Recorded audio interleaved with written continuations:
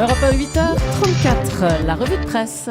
Avec Natacha Polony. Bonjour Natacha. Bonjour Thomas, bonjour Julie, bonjour Laurent aussi qui est toujours là dans le studio. Et bonjour à tous. Ce matin, en une de vos journaux, certains célèbrent l'amour, d'autres l'or. Le Parisien, 3 clics, un mariage et des bébés, ou comment s'aimer à l'ère des sites de rencontres. La montagne, le coup de foudre, pas toujours un hasard. Le Courrier de l'Ouest, Yvonne et Arsène, amoureux pour la vie, ça fait 65 ans. Et l'or, c'est celui de Sochi, l'équipe d'Yvain Martin, l'indépendant catalan, le nouveau tsar. Et puis, il y a les unes qui nous ramènent à la dure réalité. Le Monde, santé, fonctionnaires, le gouvernement prépare des économies drastiques. Le Figaro, impôts locaux, cette hausse qui se prépare.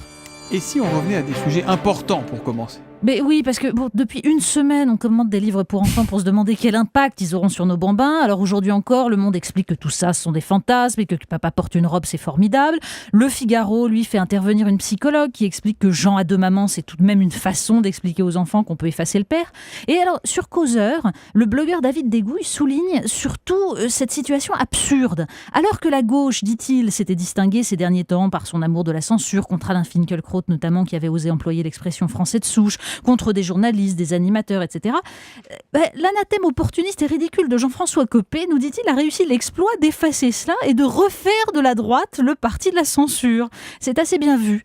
Mais tout à coup, on sature des débats sociétaux. On se demande si tout ça vaut tant de battage. Alors on regarde la une de Marianne. Les couleurs d'un paquet de cigarettes, l'encadré noir pour l'avertissement.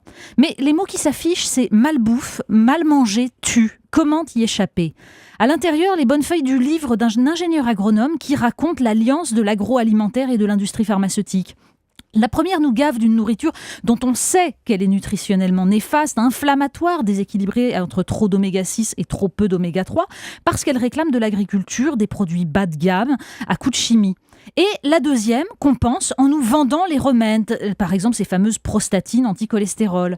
Un immense marché où chaque cardiaque, chaque diabétique devient un chiffre d'affaires de plusieurs milliers d'euros par an. Et comme une illustration, il y a un petit article dans Libération qui nous parle d'une étude sur l'influence des personnages publicitaires. La vache qui rit, Tony, le tigre de Frosties, la vache Milka ou Captain Igloo. L'exposition dans l'enfance aux icônes des marques générerait des années plus tard une évaluation favorable du caractère nutritionnel de la marque, même quand le produit est bourré de sucre et de gras. Et cela s'étend en plus à tous les produits dérivés de la marque qui sont spontanément considérés comme meilleurs pour la santé. En fait, l'exposition à la publicité du temps de cerveau d'enfant disponible, ça prépare les profits futurs des laboratoires pharmaceutiques. On appelle ça des maladies de civilisation, ou plutôt de décivilisation. On reste du côté des laboratoires pharmaceutiques pour parler des antibiotiques. Oui, ça aussi, c'est une illustration de ce monde fou. Il faut absolument aller lire sur le site Rajmag un article d'une journaliste américaine. À quoi ressemblera un monde sans antibiotiques ? Elle évoque la mort de son grand-oncle en 1938, un jeune pompier de 30 ans, blessé dans l'exercice de ses fonctions et emporté par une septicémie 5 ans avant la découverte de la pénicilline. Elle explique surtout que dès le début, Fleming avait prévenu. Un mauvais usage des antibiotiques va créer des résistances. Exactement ce qui se passe dans un monde où les animaux d'élevage sont gavés d'antibiotiques au nom de la rentabilité.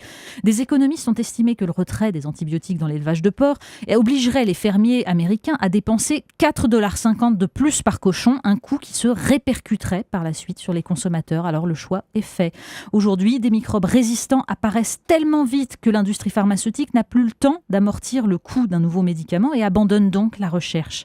Et le spectre de la mort bête, tragique pour une coupure ou pour un vague rhume ressurgit. Vous nous emmenez à présent dans une cité de Seine-Saint-Denis, la cité Gagarine. Oui, ça aussi c'est dans Marianne, c'est un reportage édifiant. Donc c'est à Romainville, une cité où les dealers ont pris le contrôle et tyrannisent les habitants pour poursuivre leur trafic. Et il faut surtout regarder les photos du reportage. Ce sont des photos qui ont été prises par les quelques résistants ou ceux qui essayent de survivre en se cachant. Des déchets dans les halls, des traces d'urine et de nourriture par terre, des messages pour les clients tagués sur le mur du couloir, la maison ne fait pas crédit. Est-ce ainsi que les banlieusards vivent, demande Christian Duplan, qui les a rencontrés pendant plusieurs semaines, ces gens habités par la peur, aussi par la honte d'avoir peur et par la rage de ne pouvoir rien faire. La police se terre, la maire d'Hiver Gauche fait semblant de ne pas voir et trouve que en fait, ce sont les journalistes qui nourrissent le sentiment d'abandon de la population.